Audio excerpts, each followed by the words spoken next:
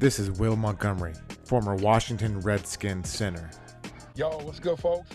This is Trey Johnson, the headbanger, yo, and you're listening to Mess Hall with Rally Captain and Tailgate Ted. Word.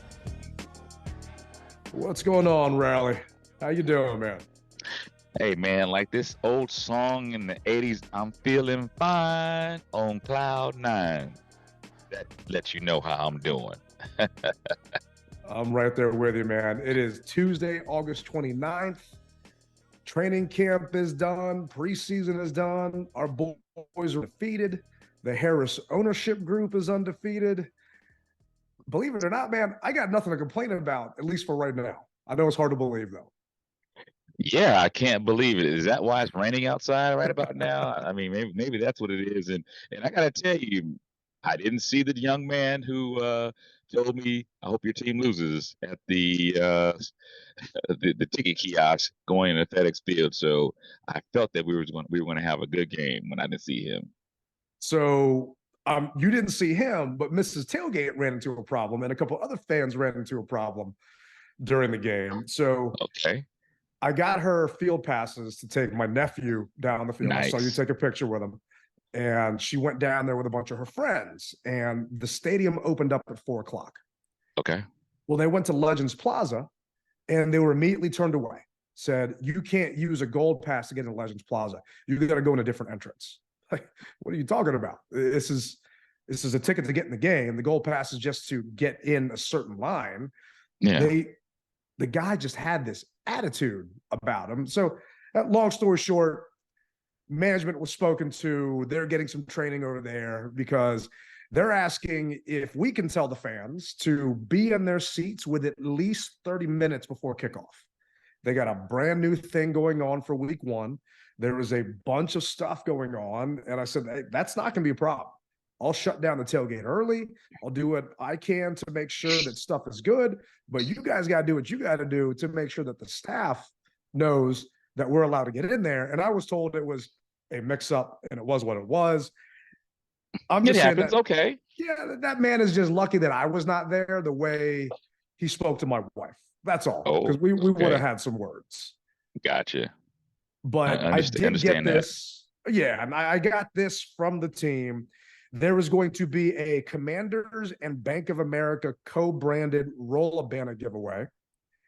There is going to be a 2023 season home opener commemorative pennant that they're giving away after the game, which is going to be pretty cool because the last time they gave away something after the game was those seat cushions that they were worried we were all going to throw on the field. So they said, no, let's just do it afterwards. Makes sense. DJ Cool is going to give a pregame concert in that Legends Plaza over there that had a problem last time. Sirius Company is going to have a go-go band in the SeatGeek Legends Plaza. There's going to be a flyover by a KC-135 and 3 F-16s.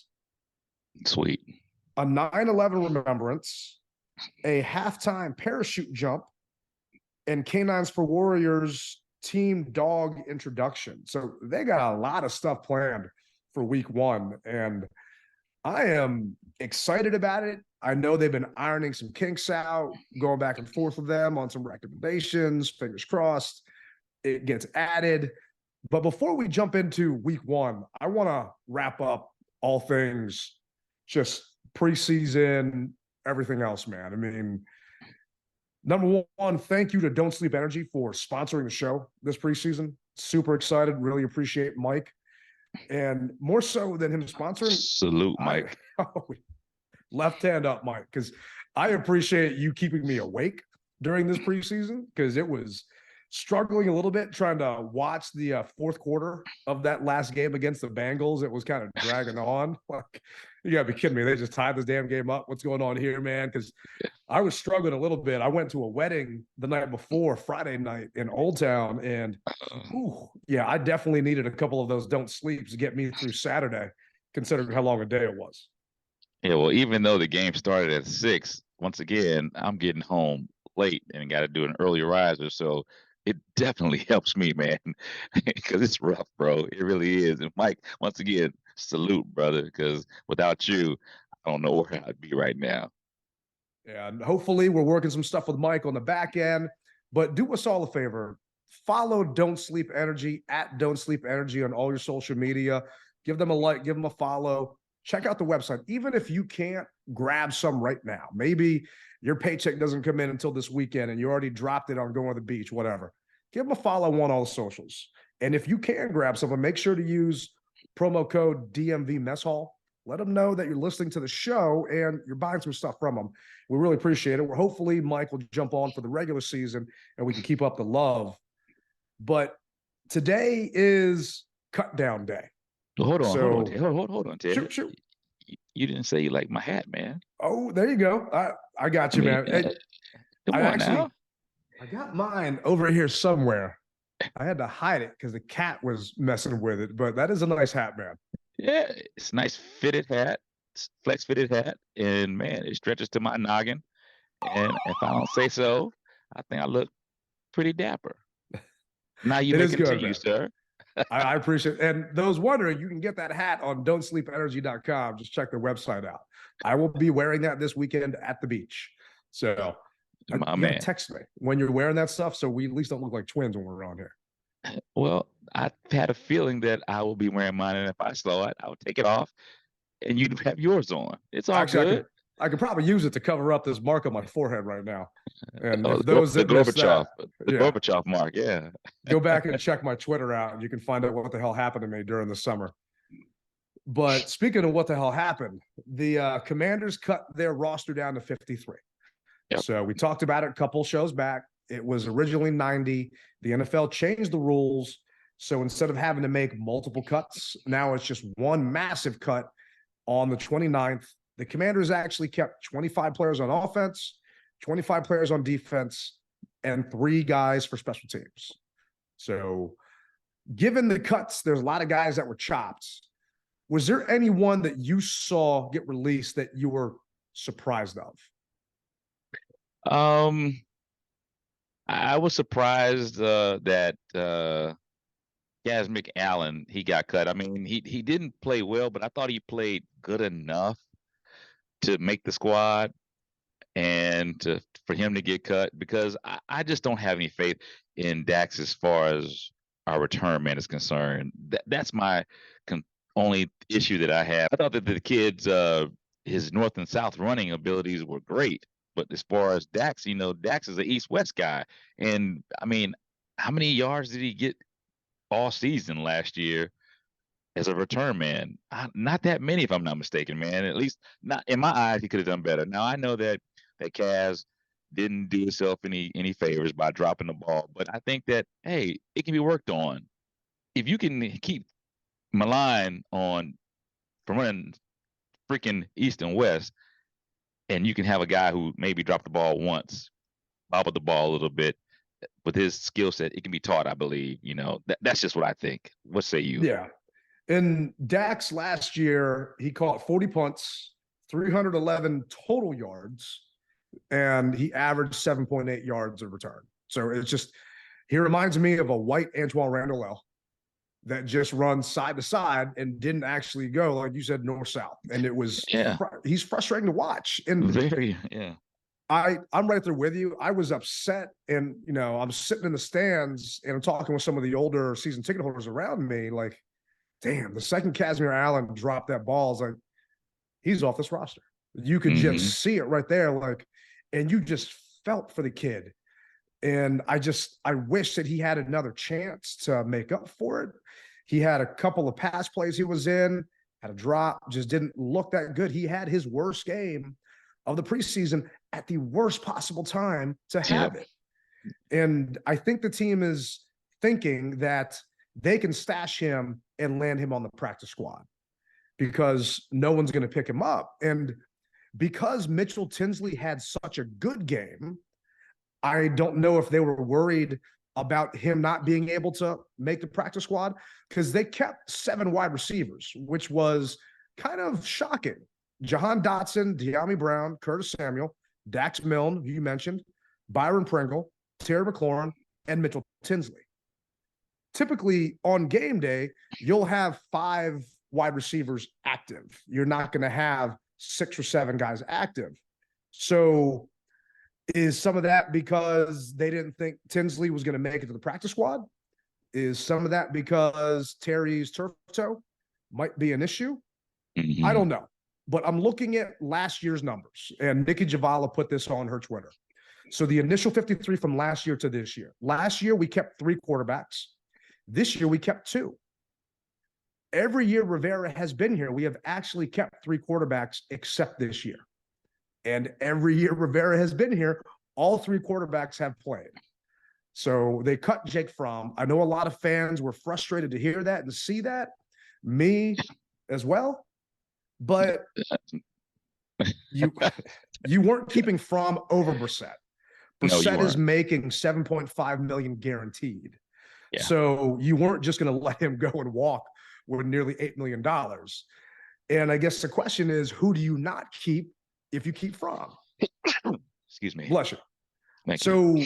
Depending on that, what are you going to do? Running back, we kept 4 last year. This year, we kept 3.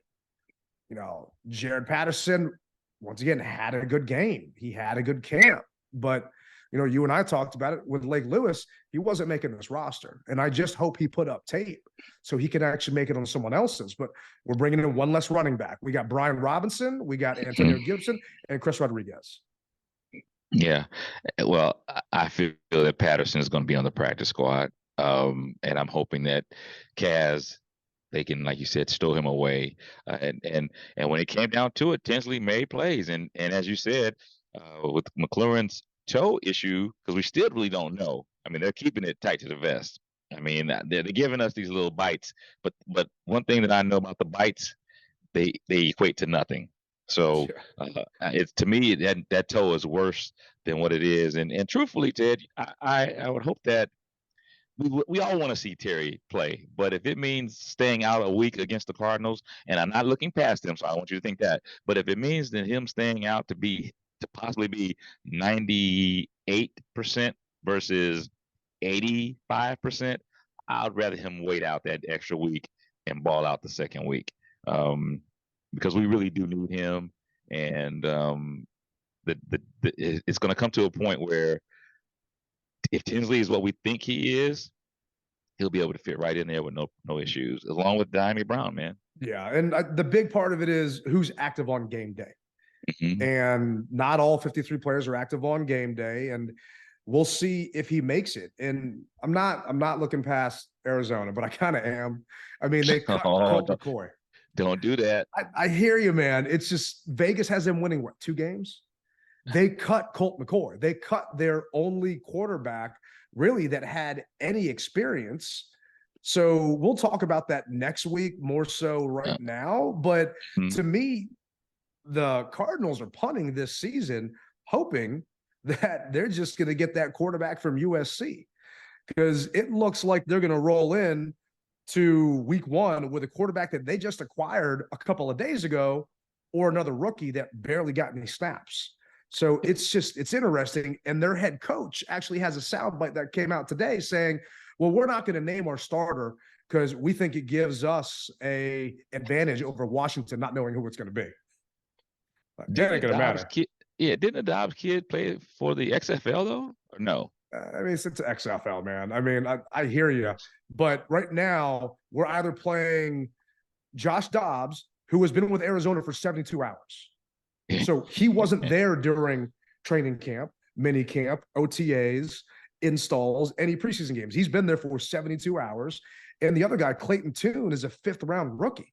And I'm not knocking a 5th-round rookie because we got a 5th-round pick starting for us. Okay. So I'm just saying this guy is a true rookie. So we are 7-point favorites against the Cards right now. If you can afford to have Terry miss a game, which this offense cannot afford that. We averaged 18 points last year. But if you can, I'd say week 1 at home at FedEx Field against those 2 unknown quarterbacks, I'm okay with letting Terry rest up a little bit and maybe let Diami get some more reps. Definitely. I totally agree with you, man. And it's beneficial to it's a win-win for everyone. I mean, I'm sure Terry won't think of it that way, but because he wants to play, that's just the dog that he is. But when it comes down to it, shelve him for a minute. We talked this stuff about Chase Young last year. If you remember, well, when does he play? When does he not play? So we shelved Chase all that time. So, and I think that Terry's stock is a little higher than Chase's. Call it what it is. I'm not a hater or anything, but I think his stock is a little higher. So we'll go ahead and let him sit if we need to. Well, and speaking of Chase, this is actually what Rivera said about Chase after the game the other day. Not related to the game. Is Chase Young fully cleared? No, we're going to talk about the game. We're going to talk about what's coming up, and I don't have to give you guys a report until it's time to. So let's please stay focused on this. Okay? That is being focused. If it's about your team, there isn't a question that isn't a focused question. And he is, let's face it, in the eye of everyone. So come on, don't do that, Ron. Ron has a way, man, of answering these questions that puts people on the offensive, and it makes us say, well, wait a minute, you answered it that way, well then something must be going on. So Ron, yeah, man, you got to answer that question a little bit better, bro. But obviously, I could hear that his voice inflection. He got frustrated. He got upset about that. But it's an honest question. It is. We all want to know. And during today's press conference with Rivera, Ben Standing tried to get an update, but Rivera basically gave him the Heisman again with his non-answer, saying that Chase met with a doctor on Friday and he doesn't have to give us an answer until week 1. And I get that. But him just inflecting and saying that makes everyone think it's worse than it actually is. Yeah. And who knows? It might be, it might not be. It's just kind of an odd way to handle it. This man is not a rookie head coach. He's been around for a long time. And we have definitely documented on this show how he likes to put his foot in his mouth. I mean, did you hear what he said to Albert Breer on that article that they wrote the other day, basically on Sam Howell? Paraphrasing, didn't know what you had until it was there, and if he'd known, he would have been playing him more. So this is a quote from the article. Okay. You can ask Stephanie. All we effing talked about was the quarterback, what the quarterback did, who he was, Rivera said, sitting on his office couch on another steamy August day. I kept saying F. If I would have known this, I would have played him sooner. When you only have so much time to show it, it's hard. I kept thinking, God. But after that game, everything told me this kid, give him the opportunity and see what he does with it. Another paragraph. I remember in the middle of the season last year, some of the DBs would come up to me and say, Coach, that guy, his arm's unreal, I'm telling you. I thought I could make the play, and all of a sudden the ball's past me. I thought I could undercut the ball, and the ball gets there before I can finish my break, Rivera says. Those were things I started to hear in November. I said, hopefully we'll get a chance.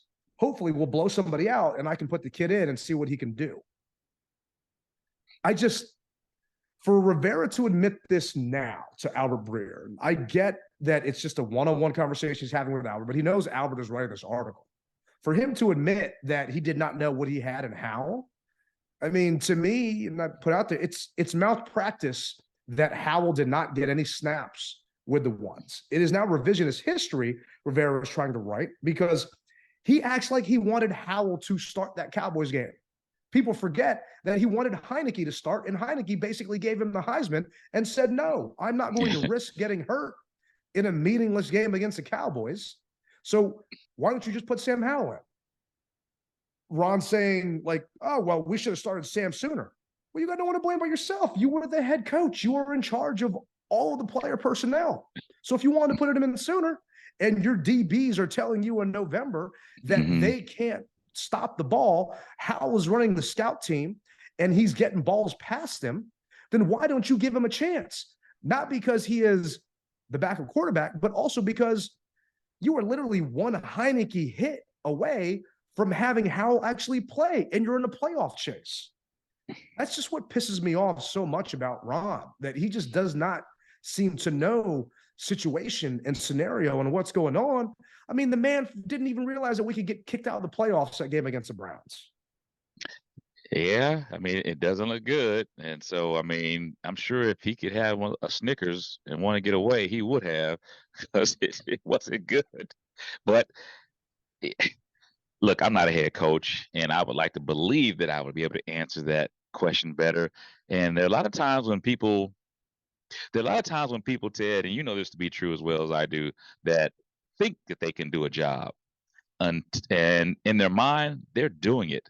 But when the lights come on and when that microphone is thrusted in your mouth and you get to, uh, and sometimes, like you said, he's a tenured coach, but I feel that's what happens to him sometimes. And it shouldn't be that way, but it happens, man. And that's the only pass that I'm going to give him because he doesn't need it. He really doesn't get it. He doesn't deserve a pass, but I'm gonna give it to him because I've been in interviews when the lights come on and I knew exactly what I wanted to say. And somebody phrased the question a different way than what I had practiced in my mind, and it totally threw me off.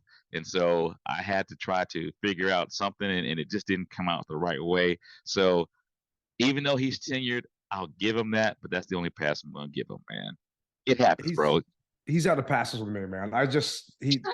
He's he's put his foot in his mouth way too many times. He says too many of the wrong things way too many times. And he needs to get some kind of training or limit his press conferences. Maybe do a Bill Belichick. Next question. Because he is just making himself look like a buffoon. This is a tryout for him in front of a new ownership group. Yeah. You know, he is, every time he's stepping up to that microphone and talking to the public, talking to the media, it is something that everyone sees. And this article, Albert Breer saying, you know, you wish you would have known sooner and you wish you would have played Sam. You got no one to blame but yourself. And meanwhile, you're talking to your wife about it. Well, it turns out here that later on in that article, Eric Bieniemy also gave Sam Howell a grade of a second-round pick, the same that the Commanders gave him when he was with the Chiefs. Howell would stay after practice. And for those wondering, this is a great article by Albert Breer. It came out yesterday. Take a look at it. Howell would stay after practice and run reps with Kyrick McGowan and some of the other wide receivers because he didn't get to run the first team reps. So he would run through the entire practice script with the other backup squad guys and the practice squatters just so he got those reps. And he kept doing that during the summer and during the entire offseason with Coach Zampese, the quarterback coach, trying to fine-tune things. Why didn't you talk to your quarterback coach, Ken Zampese, about how Howell was doing this and how he's able to pick this stuff up and what's going on? And it doesn't matter now because he's QB1, and I'm happy he's QB1. I just wish Ron would stop being like a country bumpkin when he's talking and he's on mic and he's just putting his foot in his mouth constantly because he's out of feet at this point. Well, if we remember, and I know this is a totally different organization and this is about Commanders, but if we remember Purdy, his teammates kind of did the exact same thing to Shanahan and said, man, this kid can really sling the ball. And I mean, did their first and second string quarterback get hurt? And that's why he got put up so that's what happened with him. So if by chance that would have happened with us, we would have seen Sam earlier and we would have got that. But thank goodness no one really did get hurt besides Carson's finger and his pride. And now he's shipped out. But I really do believe that things happen for a reason. And as you said, he's being interviewed, whether he knows it or not. And I'm sure that they are writing everything down and saying, okay, 8/10/2023, why did he answer the question this way? Or why did he say that? So I'm sure that they're going to go through this with a fine-tooth comb and make up their decision on who they want to keep. It's weird that if you ask Coach Bieniemy, I'm sure that same question, he'd be able just to rattle it right off, man, and make you feel good about the situation, whereas Coach Rivera, seems to make you feel like, huh? Yeah. And they said the man didn't interview well, so hey man, let's put that past us, and we're gonna focus on moving forward. How about that? I don't believe anything about not interviewing well, because that man makes me want to run through a brick wall. Yeah. Every time I hear him speak, he had a press conference last week, I want to run through a brick wall for that guy. So whoever that player was that complained about practice being too hard, man, you soft. You're playing the wrong sport. Maybe he got cut. Yeah, that's possible. He might not be on the roster. Yeah, maybe he got cut. I'd love to know who it was. I know we'll never find that out. But this is actually what Rivera and Martin said about the overall roster makeup. Ron, overall, how do you feel about this roster, and how is that different maybe than it's been in past years? Well, I feel very comfortable at it. I really do. I think we're deep where we need to be. We're younger. This is a pretty young roster if you look at the total numbers in terms of age. It's a physical group of guys. I like what we got on the offensive defensive line because of that. Everything starts up front, and I think that's something we kept in mind as we're finishing this roster up. We'll continue to think about those things. Martin, how do you feel about the offensive line specifically? I feel good about our offensive line. I feel, again, just to address what you asked, Coach, I feel good about our roster in general. I feel really good about our process, too, of how we got here. I think our coaches and scouts work very well together. A lot of collaboration, getting to the right answer. Everybody had one or two differences, but the key thing, I think, is getting to the right 53 and not necessarily who's absolutely right about their 53, but getting the right group of guys to win football games with. So I'm very happy with that. And then offensive line-wise, to answer your question, I'm happy with the guys we got in free agency. I think Andrew is going to be solid for us at our right tackle. Nick Gates has been really solid for us throughout camp. 2 experienced veteran players with a lot of skins on the wall. I think Sam made a seamless transition from right tackle to right guard for us. Sadiq has had his best camp since I've been here. Physical, the guy's athletic. He can get to the second level. He does a lot of really good things. And this has been the best that he's played since I've been here. So we're excited about that. And then Charles Leno, consummate professional, left tackle, Iron Man, knock wood. He's always there, always steady, does a really good job for us. I feel good about the group, and I feel good about our depth, too. We got guys like Chris Paul in our depth, guys like Trent Scott in our depth. So I feel good about the guys we have backing those guys up as well. I was gonna say, I kind of hate that question. How do you feel about the offensive line? Of course, he's gonna say I feel good about it. I mean, because if he said, "Well, I'm a little shaky about it," admin is always going to say they feel good about something. You ask a fan, and the fan will say something totally different. So initially, I thought that we all know that the offensive line has some issues, and I think that they're going to be okay. I do believe that. And each week, my faith gets a little stronger in them. And what does it for me is seeing them at that Ravens camp. I saw the individuals. They can handle their own individually, man. I don't have a problem with it. And I'm just hoping that the offensive line coach can give them the stunts that they need, or the looks that they need to be able to prepare for the stunts that are going to be coming their way. I feel okay. I really do. I'm not going to say that I'm rosy red. I feel okay. I feel they can do the job. Like anything else, that we coach them up. They got to continue getting better, have better coaches, not better coaches, but better coaching rather, to give them better looks so that they can go ahead and do the job that needs to be done. But based upon what I saw on that joint practice, they can handle their own individually. They really can. Just put it together as a team, and that comes with the playing time. Yeah, I mean, I agree with you. It comes with playing time. They got to get out there. And it was actually interesting to see that in that last preseason game against the Bengals, you had Sadiq Charles, you had Nick Gates, and you had Sam Cosmi out there. But they were blocking for Jacoby Brissett. So your only starters on offense that played were your interior guys. So they maybe felt that those guys just needed some more reps together out on that field. They were only out there for one series. The very next series, your backups came in. And I was surprised that they cut Larson, but they're talking about trying to basically get him back to the practice squad. They said today during the press conference, everyone they cut on Monday, they don't think is coming back to the practice squad. Everybody they cut today, and it's a fluid situation, they're going to try to get them back to the practice squad. So fingers crossed that works out. the practice squad rules they changed these back in 2019. You can have 16 players on the practice squad. It used to be 10. So you got some more options there on what you can do. Veteran players could only be on the practice squad if they had a couple years of experience. Now you can have up to 6 veterans with no limit on the amount of accrued seasons they have in the league. Before, it was up to 4 players who had 2 years of NFL experience. So I think a lot of this is because of COVID and being able to stash guys there and put guys there.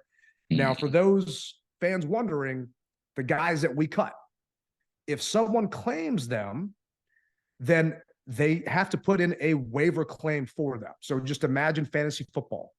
You're putting in that waiver claim. You're going down this list. That guy has to go to that other team's active roster. So he has to go to their 53. So are you going to pick up Kaz Allen and stash him on your 53? I don't think so. I doubt that is going to happen. Are you going to pick up Mason Brooks, that offensive guard that everyone was raving about during practice because he stood up? I want to say it might have been Deron Payne or Philman. I can't remember which one of the guys. I don't know. An undrafted free agent guard. I don't know if someone is going to pick him up and put him on his 53. So he might have a chance to land back on our actual practice squad. Same thing with, Jarrett Patterson and Jake Fromm. Does someone have a second string quarterback that is worse than Jake Fromm? I don't know. I don't know the other 31 teams in the NFL if they're going to want to do that, because they got to have a spot for him. So maybe Fromm will clear and actually land on our actual practice squad.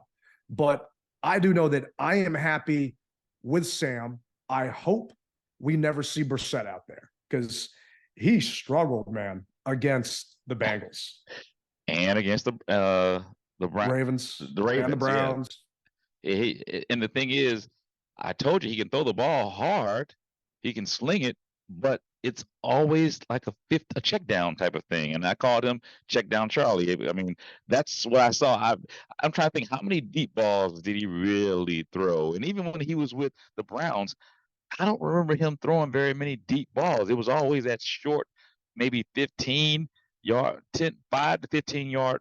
I never saw him go deeper than that. I could be wrong, but that's just what I saw. And even in the joint practice, I think he may have thrown one ball that was over 20 yards, possibly. But the guy has an arm. Maybe he just doesn't trust his arm, trusts what he's seeing. I don't know. But one thing we do know, and we've seen it, our QB1 ain't afraid to chuck it. And I like that, and that's going to help us put points on the board. You need chunk plays and chunk yardage in this league right now. And that old, 5 yards or whatever have you, it's just not going to happen. Trying to run the ball. You got to get chunk yards, big plays. You got to have it when the time comes. And so we know that Sam can get it done. We saw him do it last year. Matter of fact, you realize that he's the only undefeated rookie. People called him the new cowboy killer. I mean, you guys need to slow down on that. I mean, just seriously, you're stretching at that point. Tanner's like, what? Hold on, no, Slim, not yet. No, there's only one cowboy killer. No, people are definitely reaching. But Brissett last year for the Browns, he played 16 games. He was 236 of 369 with a 64% completion percentage, threw for 2,000 yards. His average pass was 7 yards. He had 12 touchdowns, 6 interceptions. He was sacked 24 times, had a passer rating of 88.9 and a QBR of 62. During training camp with us, he was 23 of 36. His average throw was 6 yards, and he had 1 touchdown and 2 picks and a passer rating of 66. He did not light the world on fire. He did not win this job by any means. And he is a veteran that has been in this league for some time, going against 2s and 3s and 4s. Yes, he also has 2s and 3s and 4s that he is throwing and playing with.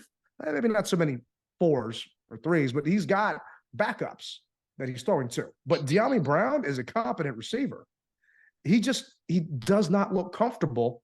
And maybe it's because of Eric Bieniemy's offense. Maybe he just isn't putting the work in that Sam put in. And Linnell from 106.7 The Fan, he does a show on there with Doc Walker from time to time. And I've got something special coming up next week on the show. And you'll hear some of the kind of radio and TV luminaries giving their predictions for the season. Okay. But Linnell was talking about how Howell was the first guy out to practice last year. Same thing this year, and just putting in that work. And you didn't really see Brissett doing that at camp this year. And maybe it's just not what vets do. I don't know, but I just was not really enthralled with anything Jacoby did. And was it a quarterback competition? No, not in my mind. No one thinks it was a quarterback competition. No. But this is actually what Mayhew said about Sam being potentially the long-term answer at quarterback here. Martin, what kind of growth have you seen in Sam, and do you feel like he's now the long-term answer to your guys' quarterback? I know we ask you that every year, but what do you see from that? Yeah, well, Sam's been outstanding. And going back to when I first saw him live was at the Amish Pro Day a couple of years ago, and just the confidence in himself to go out and throw in the pro day. You don't see that very often. I've been to a lot of pro days, and you see a lot of quarterbacks who are coming out the next year stand and watch. But he went out and put it on the line in front of everybody, threw very well that day. You can see the arm strength, the accuracy. He's continued that since we got him.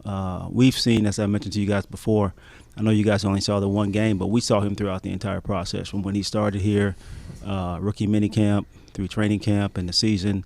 So he's been exceptional. And the one thing I would say, the arm strength, like I said, the accuracy, the decision making.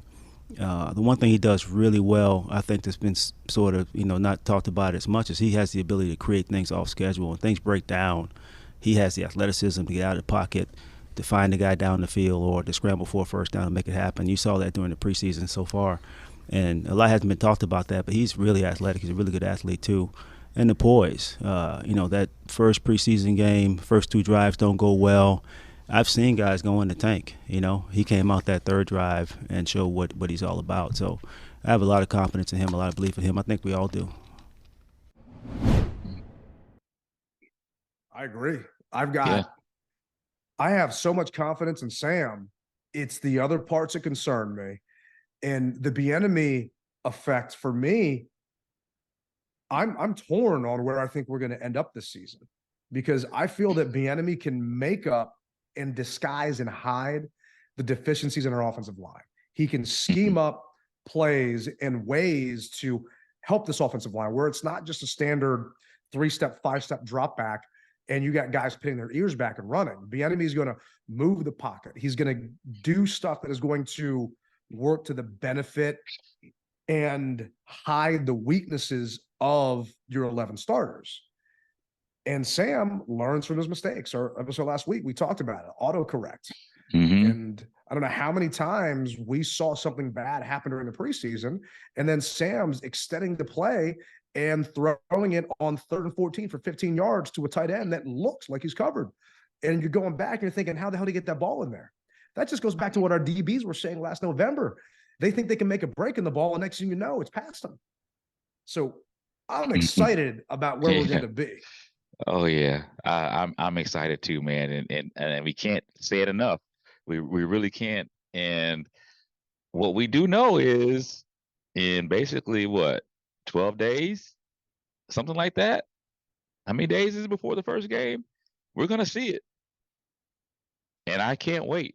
I want to see it all put together. I want to see what Eric's Bieniemy's, and I'm going to say Eric Bieniemy. I'm not going to say his first name because I don't know the man. But once I shake his hand, then I'll be able to call him Eric. But I haven't been able to shake his hand yet. So until then, he's Eric Bieniemy or Coach Bieniemy to me. But I'm looking to see live action of what his offense is. I'm looking to see what the press can't see. You know what I mean?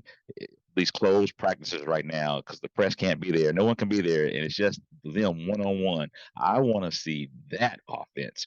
And if it works the way that we feel it can work, because we haven't seen it, look out. And that's what we have right now. We're very optimistic of what's going to happen, and we are energized. This fan base is energized, man.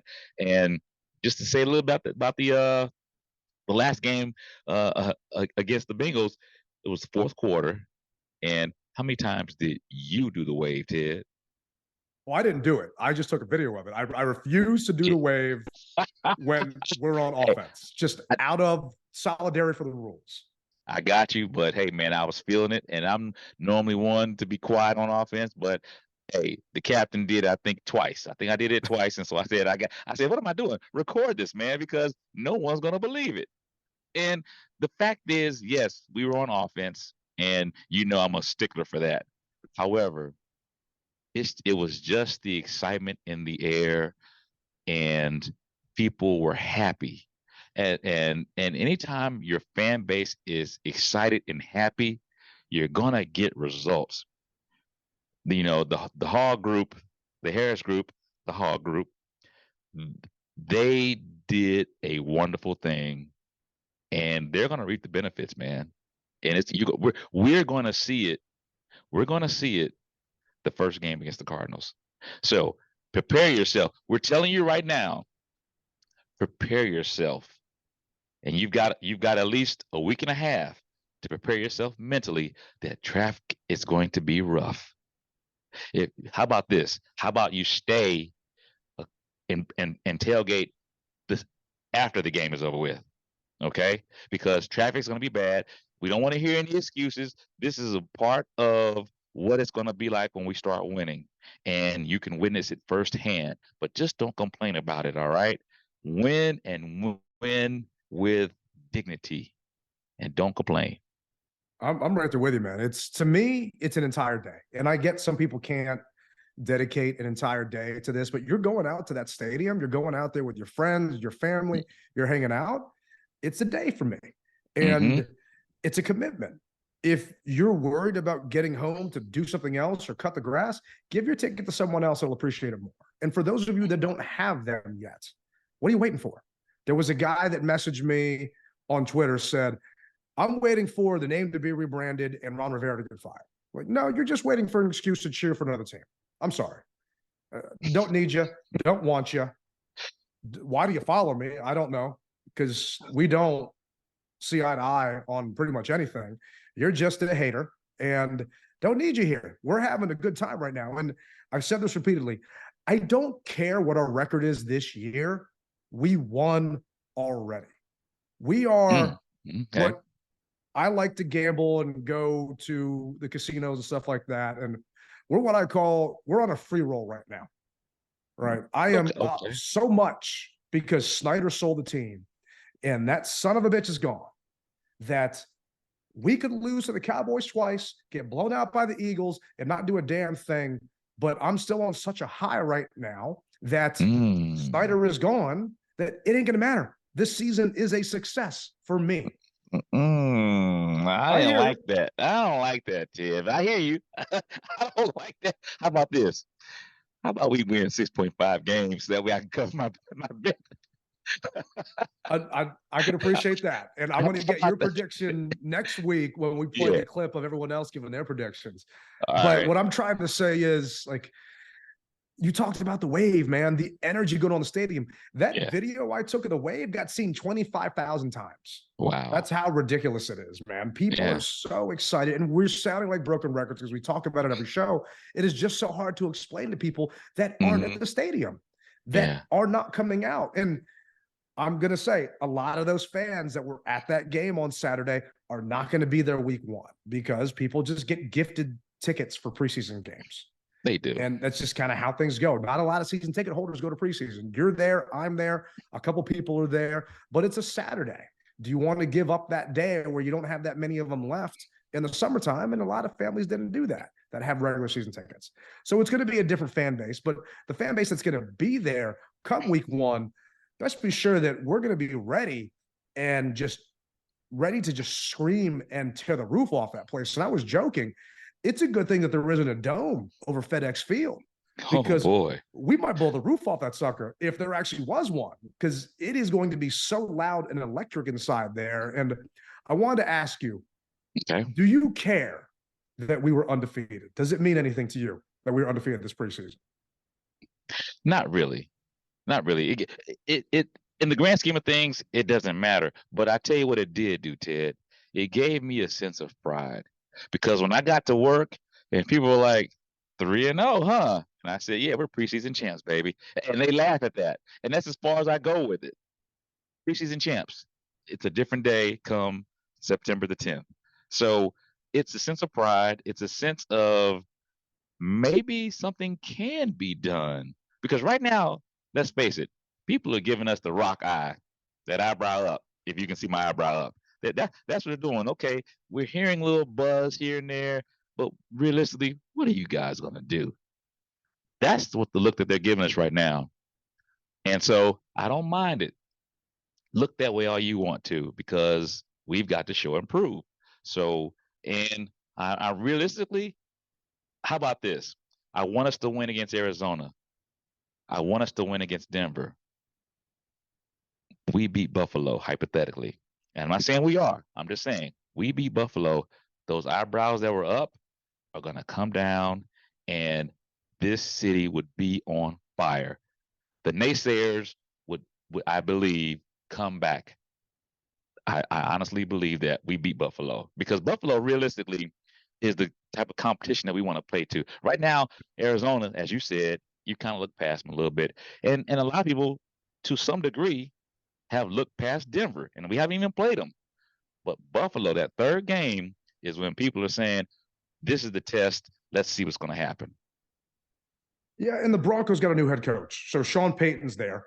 So it's going to be interesting to see what happens. It's always tough playing in Denver. Who knows what Russell Wilson we're going to get? Is it the one from Seattle or the one that played in Denver last year that looked like straight trash? I have no idea. But teams that start 3-0 have a 75.5% chance of making the playoffs. And to me, it's just winning itself. It's that positivity. We have not had positivity around here for so long. You would have players on this team, and Antonio Gibson talked about it. Anytime players would put a tweet out, you would have all these Twitter trolls replying to that tweet saying, sell the team, Dan, and just all this negative stuff. Like, that's not happening anymore. My nephew took the picture with Antonio, and Antonio retweeted it. It's been seen like 15,000 times, right?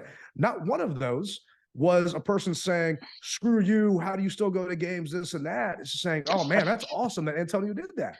But in the past, you laughed, that's how it would be. You're right. And you know as well as I do that I would get the darts thrown at my back, or if my poster was on a wall in my face.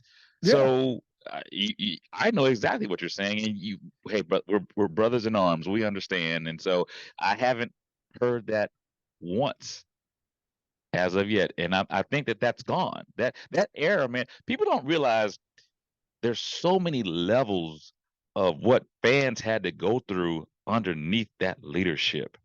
And I haven't heard that once. Now, if we have hypothetically 2 losing seasons, then maybe that might come back. But right now, no one is even talking about or even thinking that way. They're saying, I can't wait to get to FedEx Field for a chance to see this. It's amazing. It's a shock to my system. It is. And this is actually what Rivera had to say about going undefeated. Does going undefeated in the preseason mean anything? Yeah, winning begets winning. I mean, it creates a good atmosphere, creates a positive vibe, and we're going to grow from it. You know, does it mean we're going to win in the regular season? Don't know, but I hope it does. I hope it's something that we can draw from, something we can relate to, something that can help us as we go forward. I really do think that, you know, the tone that's being set right now, I mean, shit, they did the wave. I haven't seen the wave here, and, you know, that's the first time, so it was really cool. It really was. I mean, again, there's some energy, there's some excitement, and hopefully we can feed off that, build off of that, and it can help us. You're pro wave then? I'm sorry? You're pro wave then? You like the wave? Oh yeah, shoot, that was awesome. I mean, it was cool. I mean, like I said, it was exciting. I mean, there's an energy, there's a vibe that we're trying to connect with, and if we can do that, I think it'll help us going forward. And that's why it matters to me that we went undefeated, because there is an energy and a vibe that these players are feeding off of that is positive. Players went on the record and said they don't like playing at FedEx Field. They'd rather play at away games. that is all changing now. And this energy and this vibe, I think, and this probably is going to shock people, but I think that energy gets us 2 more wins. Just the energy gets us 2 more wins. Not counting Bieniemy coming here, not counting what's this new offense is going to look like or anything else. But I think that is going to get the guys more amped up and more psyched to play in front of those home crowds. And it's all going to depend on how we do. I know for a fact that the Bills game, there's only single tickets left in that lower bowl. So if you guys were trying to go to that Bills game, your only options for pairs are club seats at a crazy price or upper bowl seats. But that Bears game, plenty of seats available for a Thursday night. If you want to come out and support, there's still tickets available for week 1. And Rally and I, trust me, we don't get paid by the team. I got shot down by them for something else trying to help them promote. We definitely don't get any good stuff from them.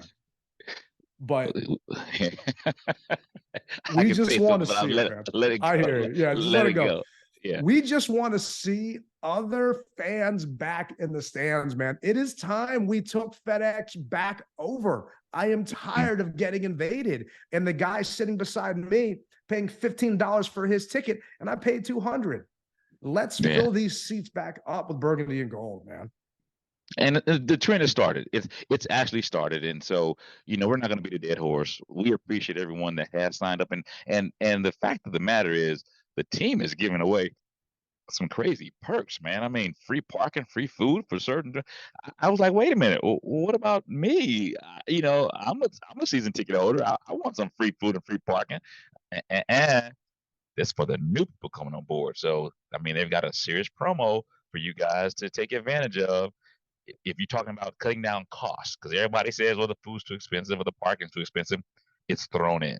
So that is nice. It reminds me of like those cell phone plans where, like, hey, if you sign up now, T-Mobile, I've been here for like 2 decades. What do I get? Come on. It's like I got to threaten to switch to Verizon so they'll send me the Sunday ticket or something. It's kind of frustrating, but I get it. They're in the business of making money, and I'm not going to hate on them for that, because for the longest time it hasn't happened. And I just hope now that it's easier, because I'm telling you, fans that are still on the fence that are wondering what's going to happen, those are going to be the same people that are complaining that there's not a lot of options left. Those are going to be the ones that are bitching because when we go to a new stadium, they're going to get basically the crumbs of what everyone else is, saying they don't want. Well, it reminds me of, and we can all relate to this, the quarterback contract or a player contract. How about this? Right now is the ground floor. You could have got that player for less, but now he's in a contract here and he balled out. So now all of a sudden you've got to pay a premium price. So as you said, that's enough advertising for the team. We don't get paid for them by them, but we want to just share the goodness that we feel is a great deal. Moving on, sir. And I know our listeners are surprised to see me so excited, but trust me, hey, when they screw up, you're going to hear me call them out when they're screwing up. And it's going to be interesting to see what happens going into the season. And Rally, next week, we're going to give our predictions on what we think is going to happen during the season. And I don't know which way to go at this point, because there's so many exciting things happening. Yeah. But I know that for the first time, and I want to say 10 years. Yeah. For the first time in 10 years, I'm actually looking forward to the season. And let me preface this by, I'm never giving up my season tickets. I don't care what happens to this team. I was given these tickets by my dad as a gift after he passed away. My name came up on the wait list. I never knew that my father put me on the season ticket wait list. And the year he died in June that year, the team called me up, said, your name just came up on the wait list. I said, what are you talking about? I had no idea. They said, oh, yeah, we see your dad put your name on that wait list in 1979 when I was born. And they called me up and said, hey, so I am never giving these up because it's my last gift from him. But there were times when I got that renewal bill, or there are times when I'm getting ready for the season and I'm cleaning out the tailgate van and just going through. I'm like, this just isn't fun anymore. This sucks. We're not going to be good. It's just going to be miserable being there. This is the first time in a decade where, man, I know I am not going to sleep the night before. And that's not just because I am all hopped up on don't sleep energies. It's because I am truly excited about being back in that stadium with our fellow fans, and don't know what's going to happen on the field, but it is going to be just a damn fun ride to see how it all pans out. Oh, one other thing. I had to plug my ears. The music was so loud last week. I couldn't believe it, man. So kudos, you guys. And okay, so I said this is gonna be enough, but this is gonna be my last thing. This year, have you noticed the music seems to coincide with the crowd? Last year, the music just was kind of like out there, kind of like, where are they getting this from? Now, it's like the music coincides with the crowd, and the vibe is there, man. That's why I said I'm feeling it. Yeah, I tweeted jealousy and premonition during the game. Like, dude, keep coming with these go-go hits during timeouts. I mean, just the energy and the vibe. It had the fans dancing and moving in the stands, and it had the same effect on the players. And go-go is our thing, man. We talked about this last week. You get these teams coming from out of town. They know nothing about it, man. And who knows if some of these young bucks coming in here do as well. But you get those stands moving, those stands grooving, those players are going to feel it too, man. And it's just, let's bring this positive energy into week one and carry it as long as we possibly can through this season, because there's going to be some ups and downs. There's going to be some players that get hurt, something that goes wrong. It is a battle of attrition that's going to happen. But I'll tell you right now, man, just all that negative stuff, beat it.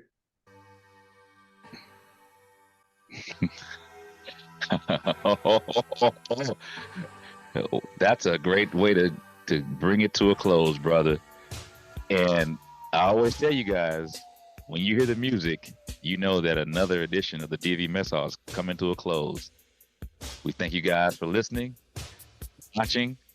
If you know a friend that's interested, share, subscribe. It helps us out. Don't forget to get your Don't Sleep energy drink. Use DMV Mess Hall as the code for your discount. And remember, guys, you rep it hard or you don't rep it at all. Rally Captain, Tailgate Ted. We're out.